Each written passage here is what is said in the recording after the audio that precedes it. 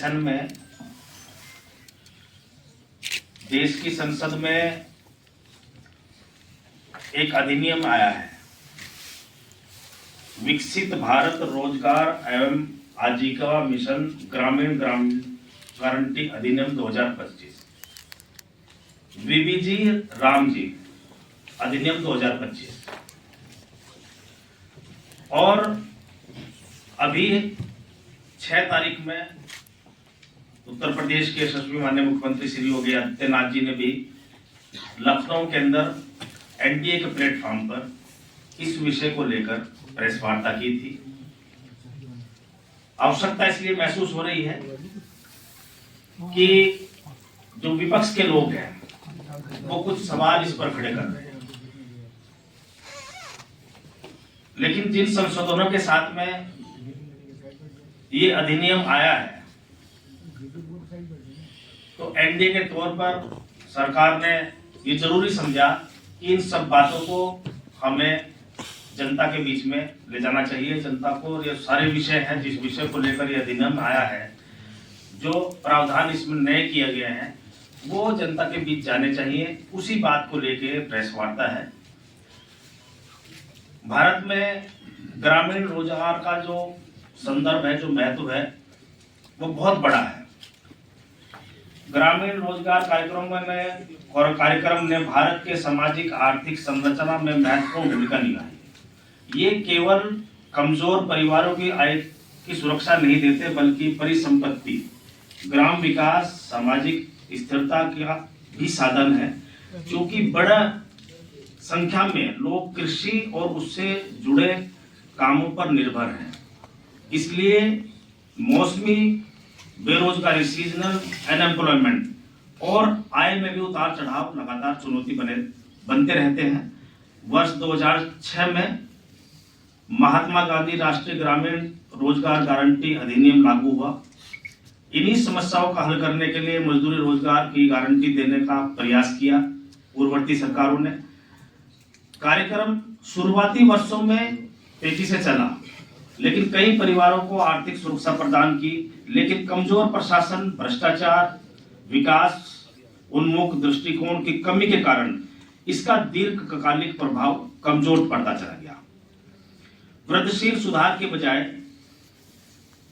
सृजनात्मक बदलाव की जरूरत को समझते हुए एनडीए की सरकार ने, आदरणीय प्रधानमंत्री जी ने विकसित भारत रोजगार एवं आजीविका मिशन ग्रामीण गारंटी अधिनियम 2025 संसद में पेश किया, जो सरल भाषा में विकसित भारत जी रामजी अधिनियम 2025 के नाम से हम लोग उसको जान रहे हैं। इसको पेश किया और ये कानून बना।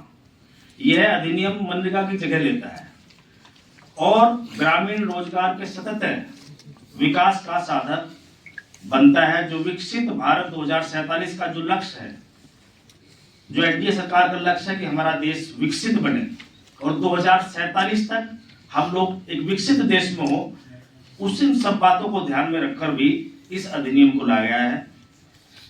जो पहले जो मनरेगा के नाम से योजना चलती थी, उसमें बहुत सारी कमियां थी, बहुत सारी उसकी विफलताएं हैं।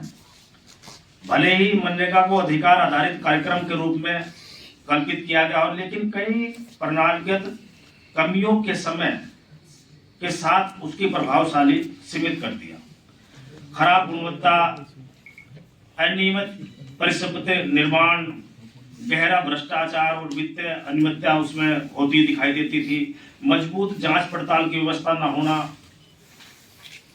नकली और डुप्लीकेट जॉब कार्ड बनना, फर्जी लाभार्थी उसमें बनाना, बढ़ा चढ़ाकर मनगढ़ंत हाजिर रजिस्टर तैयार करना, मास्टर रोल के हिसाब से पैसा निकालना, श्रमिकों को आंशिक भुगतान या पूरा वेतन न देना, कमजोर निगरानी और सामाजिक जवाबदेही ना होना, प्रशासनिक क्षमताओं की बाधाएं बहुत सारी थी, कृषि श्रम बाजारों की विकृति वो अलग है, कानूनी हकों का भी अप्रभावी प्रवर्तन उस योजना में था। इन सब बातों को देखकर ये नए प्रारूप के साथ में आदरणीय प्रधानमंत्री जी इस अधिनियम को लाए, और इस अधिनियम को जो लाए हैं इस पे तर्क है, जो जमीनी तर्क है, जो कमियां थी उस योजना में, उन सब को सुधार के रूप में इस अधिनियम को लाने का काम किया। अब जो नया जो हमारा अधिनियम आया है, वीबी राम जी अधिनियम, इस समझ पर आधारित है कि रोजगार सृजन ग्रामीण विकास को अलग उद्देश्यों के रूप में नहीं माना जा सकता। इसलिए इस अधिनियम का उद्देश्य यह होगा, प्रमुख प्रावधान और ढांचा है वो विस्तारित रोजगार गारंटी योजना है। सबसे बड़ा इसमें जो बदलाव हुआ है वो ये हुआ है कि जो पूर्ववर्ती योजना थी उसमें 100 दिन का रोजगार देने की बात कही जाती थी, लेकिन इसमें 100 से बढ़ाकर 125 दिन गारंटी शुदा रोजगार देने की बात है। इसके अंदर कृषि आवश्यकताओं के अनुरूप पहले पूरे साल के साल कार्यक्रम चलता था, लेकिन किसानों के समय, बुआई के समय में मजदूरों को बड़ी दिक्कत आती थी, तो उस बात का भी इसमें ध्यान रखने का काम हुआ है। जैसे राज्यों में बुआई और कटाई के मौसम में 60 दिनों तक कृषि कार्य को विराम घोषित करने का अधिकार दिया गया है। इसमें यह विराम वार्षिक 125 दिनों की जो कानूनी गारंटी है उसको कम नहीं करेगा, वो एज इट इज रहेगी, जिससे किसान और श्रमिकों के हितों में एक संतुलन बना रहेगा। कार्यों की परिणाम उन्मुख प्रकृति, सभी अनुमत कार्यों को 4 स्पष्ट रूप से परिभाषित श्रेणियों में व्यवस्थित किया गया है। जल संबंधी कार्य जल सुरक्षा के लिए है, मुख्य ग्रामीण बुनियादी ढांचा इंफ्रास्ट्रक्चर पर गांव के हम लोग काम करेंगे, आजीविका संबंधी इंफ्रास्ट्रक्चर पर काम करेंगे, प्रतिकूल मौसम घटनाओं से निपटने के लिए, आपदा से निपटने के लिए भी इसमें विशेष प्रावधान किए गए हैं। और यह भी सुनिश्चित करता है कि रोजगार सीधे ग्रामीण इलाकों की लंबे समय तक चलने वाली उत्पादकता और मजबूती में योगदान देने का ये काम करता है। इसकी एकीकृत जमीनी स्तर पर यह योजना है। यह योजना निर्माण की प्रक्रिया ग्राम पंचायत स्तर पर ग्राम सभा के माध्यम से शुरू होती है, जिसके परिणाम स्वरूप विकसित ग्राम पंचायत योजना तैयार होती है, जिन्हें उच्च प्रशासनिक स्तर 252 रुपए में क्या होगा इस महंगाई के दौर में, इसके लिए कुछ बताइए। जो मजदूरी है 252 रुपए है मजदूरी, इस दौर में 252 की बिसात क्या है? बिसात कुछ नहीं, देखो एक क्राइटेरिया होता है सरकार के स्तर पर, और एक कोई ऐसा नहीं है मान लो किसी व्यक्ति ने रख दिया हो 252 रुपए, एक पूरे एग्जामिनेशन के बाद में 252 रुपए रखे गए हैं। मैं ये नहीं कहता ज्यादा है, लेकिन इतने कम भी नहीं है, मैं ज्यादा नहीं कहना चाहता है, लेकिन इतना कम भी नहीं है। ठीक।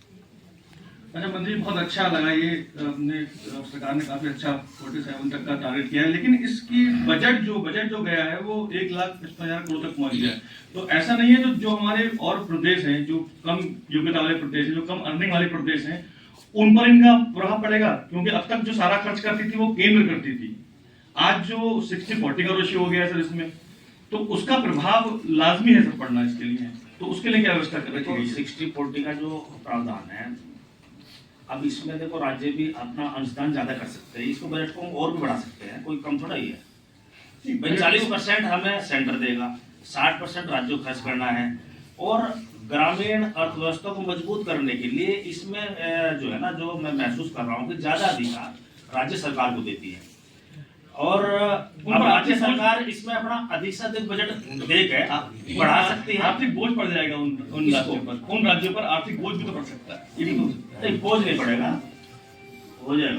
जो है, जो गरीब आदमी को एक रोजगार देने की गारंटी के लिए इसमें कहा गया है, वो हमारा जो उद्देश्य इसमें जो है पारदर्शिता है, ट्रांसपेरेंसी है, जो मोटिव है प्रधानमंत्री जी का कि हम जो है साल भर में 125 दिनों का गारंटी रोजगार जो है अपने लोगों को दे, जो हमारे ग्रामीण व्यवस्था है, और इससे जो है जो हमारी ग्रामीण जो अर्थव्यवस्था है वो निश्चित रूप से मजबूत भी होगी, उन्हें गारंटी शुदा रोजगार मिलेगा, भ्रष्टाचार मुक्त होगी। सबसे बड़ी बात यह है समय से उनका भुगतान होगा, उन्हें भी एहसास होगा कि आज जो है जो इसमें ये बदलाव हुआ इस कानून में, इस बदलाव का फायदा निश्चित रूप से एक आम आदमी को मिलता हुआ दिखाई देगा जब ये कानून पूर्ण रूप से लागू हो जाएगा। इससे पहले जो मनरेगा थी उसमें बहुत सारी शिकायतें थी, और उन्हें सरकार के द्वारा देश के यशस्वी प्रधानमंत्री आदरणीय नरेंद्र मोदी जी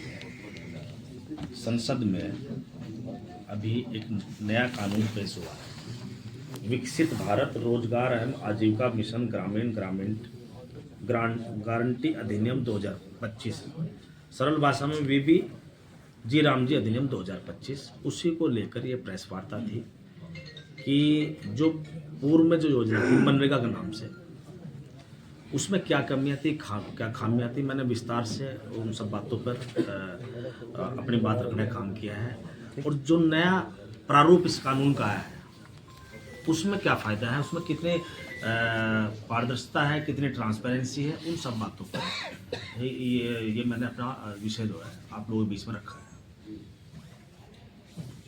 मतलब जी जैसा कि नया ये कानून लागू होने वाला है, हम देखते हैं मुरादाबाद में कई लोगों से बात भी काफ़ी खुश हैं इस योजना को लेकर। वो कहते हैं कि जो पहले 100 दिन था 125 दिन हो गया है। तो आप किस नज़रिए से देखते हैं, कितना हित में रहेगा? मैं तो आपकी नज़र से देख रहा, जब आप खुश हैं तो सब लोग खुश ही हैं। जब आपने खुद ही कह दिया भाई जनता खुश है तो ये सही बात है। देखो मान लो किसी व्यक्ति को पूर्ववर्ती योजना में 100 दिन का रोजगार मिल रहा था, 100 दिन में भी कुछ गिरोह बना के कुछ लोग जो है उस पैसे को डकारने का काम करते थे। आज जो है इस नए कानून के माध्यम से 100 के बजाय 125 दिन का रोजगार सर्जित होगा और उसमें पारदर्शिता होगी, ट्रांसपेरेंसी होगी, बायोमेट्रिक उसकी अटेंडेंस होगी, 1 हफ्ते के अंदर उसका पेमेंट होगा। तो उनको ये महसूस होगा नहीं, वो जो पहली जो मनरेगा थी उसमें लाभ नहीं मिलता था। लोग जो है क्या करते थे, गांव स्तर पर एक गिरोह बना कर रखते थे, सारे जो है जॉब कार्ड इकट्ठे करके और फर्जी पेमेंट निकालने का काम करते थे। जो असली पैसा जो उसको मिलना चाहिए था, जितना निर्धारित पैसा है वो उसको मिलता ही नहीं था, उसमें कटौती हो जाती थी। अब वो सीधा पैसा उसी लाभार्थी को जाएगा जिसका जो उसका जॉब कार्ड का धारक है। यानी कि पारदर्शिता आएगी पूरी तरह से, 100% पारदर्शिता आएगी। और इसी योजना में नहीं, एनडीए सरकार की जो भी योजनाएं संचालित है, चाहे वो केंद्र सरकार की है चाहे वो राज्य सरकार की है, सभी में पारदर्शिता है, सब में ट्रांसपेरेंसी है, कहीं कोई दिक्कत नहीं है। जहां कहीं दिक्कत है उनको दूर किया जाए। सर विपक्ष लगातार सवाल निशान लगा रहा है किस चीज की योजना को लेकर। आप अब कुछ तो बोलेंगे बेचारे। इस योजना का नाम बदलने की आवश्यकता नहीं तो हम उनका नाम क्यों चलाएं? हमारी सरकार है, हम अपने हिसाब से काम करें। अधिनियम थोड़े खत्म कर दिया, अधिनियम में चेंज किया है तो नाम चेंज करने में क्या दिक्कत है? विकसित भारत में ग्रामीण विकास तो विकसित भारत इसमें मुख्य उद्देश्य तो इस अधिनियम का ये है कि 2047 तक हमें देश को विकसित करना है। और देश को अगर विकसित करना है तो सबसे पहले हमें अपने ग्रामीण व्यवस्था को मजबूत करना की जरूरत है। इसलिए इस अधिनियम को नए प्रारूप के साथ, नए नाम के साथ, नए तथ्यों के साथ में प्रस्तुत किया गया है और निश्चित रूप से देश की जनता को इससे एक बड़ा लाभ और फायदा होगा। सपा के सांसद हैं वीरेंद्र सिंह, वो कह रहे हैं कि भगवान राम विचारों से समाजवादी थे। आप क्या मानते हैं? समाजवादी पार्टी तो बनी अभी 1993 में, कहाँ तक पता लग गया बात। वो ये भी कह रहे हैं कि केशव प्रसाद मौर्य अखिलेश यादव के संपर्क में है। हाँ, ये तो बेकार का सवाल है। नहीं, आपको क्या लगता है, क्या ऐसे कुछ? अच्छा मैं क्या बता दूं इस बारे में, बताओ। जिस तरीके के सवाल सामने आ रहे हैं अब, ये सवाल ही गलत है, कुछ सवाल ही नहीं है। ग्रामीण महिलाओं को आत्मनिर्भर बनाने के लिए सरकार क्या योजनाएं बना रही है? इसमें महिलाओं को भी भागीदारी है, इस योजनाओं में महिलाओं को भी भागीदारी सुनिश्चित होगी। तो सभी को सशक्त, ग्रामीण अर्थव्यवस्था को सशक्त करना ही इस योजना का, इस अधिनियम का मुख्य मकसद भी है। हमारा टारगेट भी यही है कि हम ग्रामीण अर्थव्यवस्था को अपना मजबूत करें। जो ग्रामीण हमारी अर्थव्यवस्था, चौधरी चरण सिंह जी ने भी यही कहा था, उन्होंने यही कहा था कि यदि हमें देश को सशक्त बनाना है, देश को अगर मजबूत बनाना है, देश की अर्थव्यवस्था को मजबूत करना है तो हमें ग्रामीण अर्थव्यवस्था को मजबूत करना पड़ेगा। उन्होंने स्पष्ट कहा था कि देश की तरक्की का रास्ता देश के खेत खलिहान से होकर जाता है। तो ये बात सच है। आज उसी बात को लेकर केंद्र सरकार काम कर रही है, राज्य सरकार उसी बात को लेकर चल रही है, उसी विचार को लेकर चल रही है। और अगर उनकी बात को सही ना मानते, जो महापुरुषों ने हमारी बातें कही है वो सब सत्य हैं, वो कहीं ना कहीं धरातल पर आज होती हुई दिखाई देती है। आज उसी परिप्रेक्ष्य में आदरणीय प्रधानमंत्री जी ने इन सब बातों को समझते हुए, चौधरी चरण सिंह की नीतियों को, उनके विचार को समझते हुए उन्हें भारत रत्न देने का काम किया है। वो छोटी बात नहीं, इससे पहले भी सरकारें रही, लेकिन किसी ने नहीं सोचा कि किसी एक किसान के पुत्र को, किसान नेता को, किसान मसीह को, जिसने किसान को जनवाने काम किया, क्योंकि उसको भारत रत्न दे दे, नहीं दिया। तो मोदी जी ने दिया, हम उनका आभार व्यक्त करते हैं। तमाम किसान भाइयों ने उनका आभार व्यक्त किया। आज उसी लेकिन उसी महापुरुषों में गांधी जी को आप किनारे करते रहे। किनारे नहीं करे, गांधी जी तो हमारे बिल्कुल दिल में है। मनरेगा में किनारे। विधानसभा में सबसे ऊपर फोटो गांधी जी का लगा हुआ है, किसी और का नहीं। विधानसभा मंडप के अंदर मनरेगा का कहना है नाम बदलने से योजना का अपमान है गांधी जी का। ऐसा नहीं होता। मतलब नाम इसमें बदलने से अपमान कैसे हो गया, ये बताओ। विपक्ष का कहना है। हैं? पहले इंसान का नाम था, अब राम का नाम है। बताओ बड़ा कौन सा है? ठीक है। हैं? बड़ा नाम कौन सा है?